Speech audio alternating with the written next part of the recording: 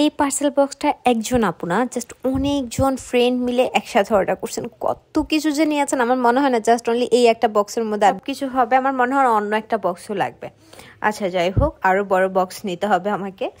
আচ্ছা, আপুটি এখানে simple face wash, simple moisturiser, অনেকগুলো ফেস ওয়াশ, ময়শ্চারাইজার, সোপ, মানে যা যা একদম প্রয়োজন অনেক কিছু হচ্ছে গিয়ে নিয়েছেন। অনেকজন আপু মিলে অর্ডার করছে, মানে তারা ফ্রেন্ডরা সবাই একসাথে অর্ডার করছে যেন ডেলিভারি চার্জটা হচ্ছে গিয়ে কমে যায়।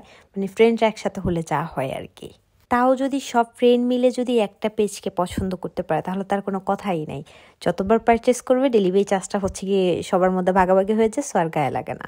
এখানে প্রায় 7 থেকে 8 জন আপু মিলি হচ্ছে গিয়ে অর্ডার করছিলেন। অর্ডার টাইমে 7 থেকে 8 জন আপুই হচ্ছে গিয়ে মেসেজ করছেন, করে করে বলতেছে যে আপু আমি অমুক হচ্ছে গিয়ে অর্ডার করবে, আপনি আমার এই প্রোডাক্টটা দিবেন আপু, একটু দেখে শুনে ভালোটা দিবেন। আবার অন্য একজন বলতেছে যে আপু আমি এই ভ্যাসলিন বডি অয়েলটা নিব, এটার স্মেলটা কেমন হবে, এটা টেক্সচারটা কেমন হবে, শীতে কি প্রপার ময়শ্চারাইজ করবে কিনা। আবার অন্যজন অন্য একটা আইডি থেকে বলতেছে যে আপু আমি ফেস প্যাকটা নিব, আমার স্কিনে এই প্রবলেম আছে, এটা কি আমার স্কিনের সাথে যাবে কিনা। মানে অর্ডার করছে একজন, বাট টেক্সট করছে প্রায় 5 থেকে 7 দিন যাবত 5-6 জন আপু মিলে।